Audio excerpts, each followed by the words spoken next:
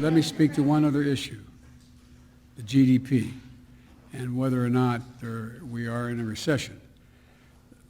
Both Chairman Powell and many of the significant banking personnel and economists say we're not in a recession. The Inflation Reduction Act will add another $370 billion in clean energy tax credits in reconciliation, including incentives to accelerate domestic production of solar panels, wind turbines, batteries, and critical materials processing. That doesn't sound like a recession to me. Thank you very much. Mr. President, how confident are you that we're not heading towards a big recession? Joining me now, John Carney, Breitbart News finance and economics reporter. John, I'm going to set aside how badly I'm steaming right now at these people's efforts to absolutely destroy us as a country. It is naked at this point in time. John, are we in a recession? So we are in a recession as far as everybody in the world except for the Biden administration, the Federal Reserve, and professional economists assume. 58% of the country say we're in a recession now. So in my mind, and maybe I'm just like a radical populist about this, but in my mind, that means we're in a recession. The economy is shrinking. It's shrunk now for 2 quarters in a row.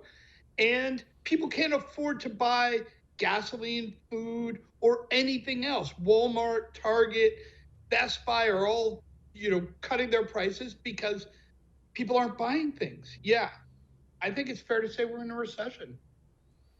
John, I know it's a stupid question, but pretend this is Econ 101 and I went to a bad high school and you're my freshman professor in college. What does that mean, the economy shrunk? It shrunk, 0.9. I don't know what that means. What's that mean?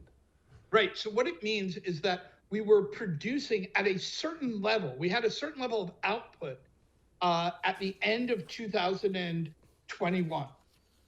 Each month since then, we've been on a decline, meaning we are actually producing less stuff in the economy.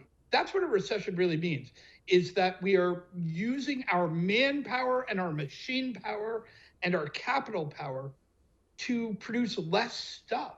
Why are we doing that? It's because demand is actually falling. When you adjust for inflation, people are just unable to afford what they were able to afford a year ago. So therefore, the economy is firing less than it used to be. That's what a recession is.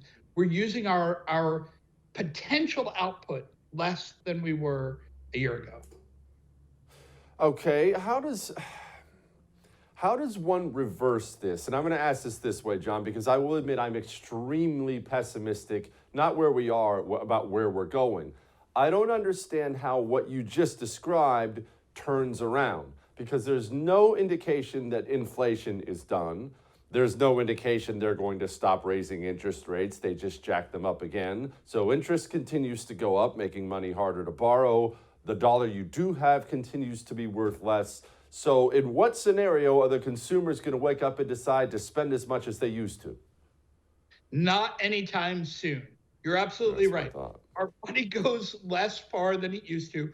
When you have to spend more on the necessities, which means, fuel and food, you don't have a lot of choice in those things. You have to spend less on discretionary spending.